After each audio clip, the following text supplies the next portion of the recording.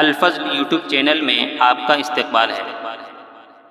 اس channel پر روزانہ قرآن پاک کی ایک آیت تلاوت مع ترجمہ اور مختصر تشریح پیش کی جاتی ہے۔ ویڈیو اپلوڈ ہونے پر نوٹیفیکیشن پانے کے لیے اس چینل کو سبسکرائب کریں اور بیل آئیکن ضرور دبائیں۔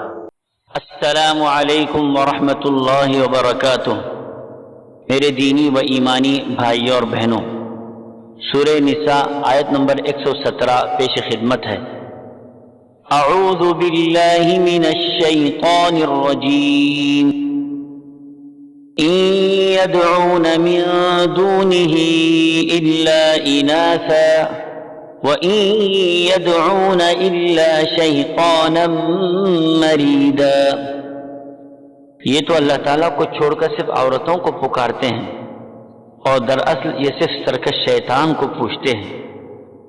حضرات، اناث کے معنی عورتیں، اس سے مراد یا تو وہ بت ہیں جن کے نام مؤنث تھے، جیسے لات، عزا، منات، نائلہ وغیرہ،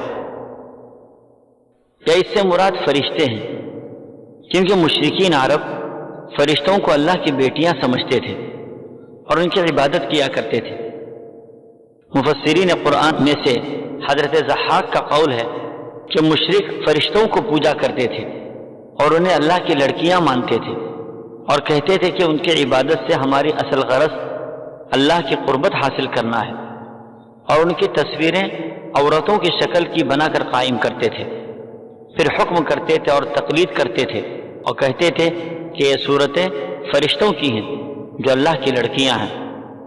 حضرات، بتوں، فرشتوں اور دیگر ہستیوں کی عبادت دراصل شیطان کی عبادت ہے، کیونکہ شیطان ہی انسان کو اللہ کے در سے چھڑا کر دوسروں کے آستانوں اور چوکھٹوں پر جھکاتا ہے۔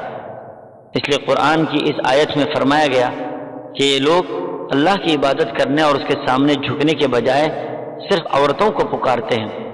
اللہ کو چھوڑ کر دوسروں کے سامنے جھکنا شیطان کے سامنے جھکنا ہے۔ اللہ ہم سب کی حفاظت فرمائے اور شرک سے بچ کر زندگی گزارنے کی توفیق عطا فرمائے۔ آمین۔ وآخر دعوانا ان الحمد للہ رب العالمین۔